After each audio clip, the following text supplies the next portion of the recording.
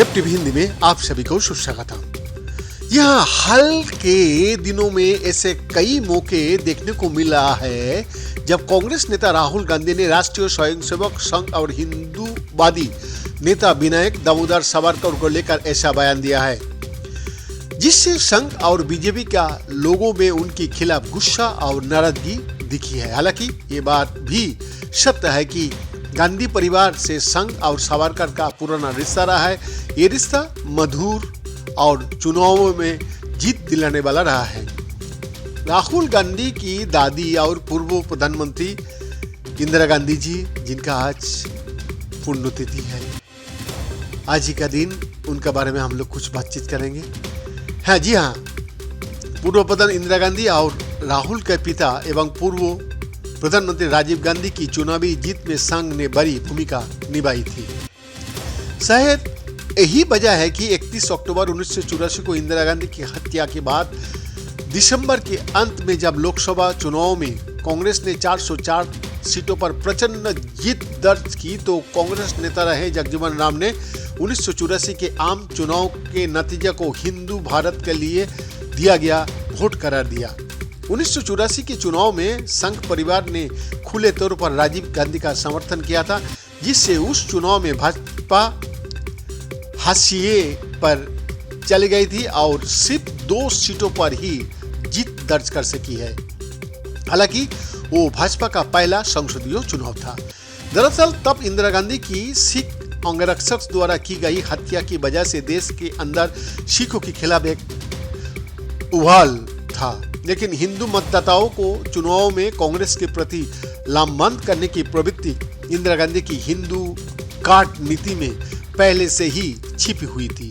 1977 के चुनाव में हार के बाद इंदिरा हाशिए पर चली गई थी, लेकिन जब 1980 में लोकसभा का चुनाव हुए तब उनकी हिंदू कार्ड की वजह से ही राष्ट्रीय स्वयंसेवक संघ ने उनका भरपूर समर्थन किया था और इंदिरा की अगुवाई वाली कांग्रेस 353 सीट जीतकर सत्ता पर फिर से काबिज हो सकी।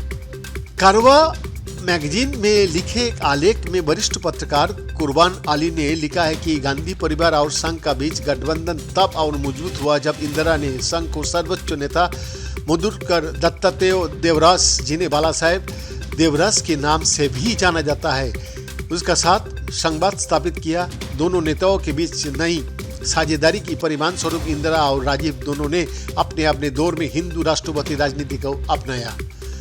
अली लिखता है कि 1980 का दशक के दौरान संघ परिवार ने हिंदू मतदाताओं को आकर्षित करने के लिए अक्सर कांग्रेस सरकारों की मिलीभगत से अयोध्या में राम जन्मभूमि आंदोलन को तेज किया और उसे जनाधार बढ़ाने वाले एक राजनीतिक उपक्रम के रूप में इस्तेमाल किया। हालांकि सरकार की मौन सहमति, राष्ट्रीय स्वयंसेवक संघ और मंदिर आंदोलन की तिकड़ी ने भाजपा को हिंदू मतदाताओं के साथ गहरे स्तर पर जुड़ने में मदद की, जिससे कांग्रेस संसदीय चुनाव में बहुमत से धीरे धीरे दूर होती चली गई। कांग्रेस की हिंदूवादी नजरिया से 1980 का दशक में अचानक परिवर्तन नहीं आया था।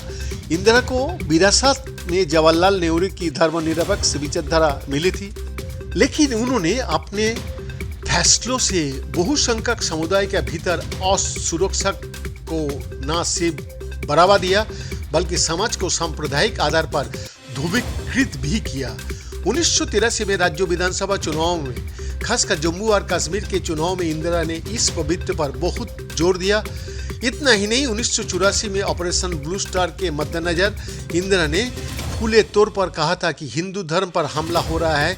उनके इस हिंदू कार्ड से बहुसंख्यकवादी राजनीति का विस्तार तो हुआ, लेकिन उससे सांप्रदायिक हिंसा के लपट भी टूटने लगी, जिसमें उनकी दुखदायी और दर्दनाक हत्या भी कर दी गई। इंदिरा जी 1980 का दशक से पहले भी संघ और हिंदू वाली नेताओं को लुभाने की कोशिश कर चुके हैं। 1966 में जब वो पहली बार प्रधानमंत्री बनी तो उन्होंने हिंदू महासभा के समर्थकों को आकर्षित करना शुरू कर दिया था। तब इंदिरा ने हिंदुत्व विधायक और हिंदुत्व विचारक, जिन्हें बोला जाता है, विनायक दामोदर सावरकर का भी प्रशंसा की थी और स्वतंत्रता आंदोलन में उनके योगदान का जश्न मनाने वाली पहला का समर्थन किया था। इंदिरा गांधी ने ही 1970 में सावरकर के सम्मान में एक डाक टिकट जारी करवाया था। इतना ही नहीं, उन्होंने सूचना और प्रसारण मंत्रालय के माध्यम से सावरकर पर एक शॉर्ट फिल्म भी बनवाई थी और मुंबई में सावरकर स्मारक को 11,000 रुपया की व्यक्तिगत अनुदान भी दिया था। वीएन का रिपोर्ट, FTV हिंदी, दिल्ली, भारत।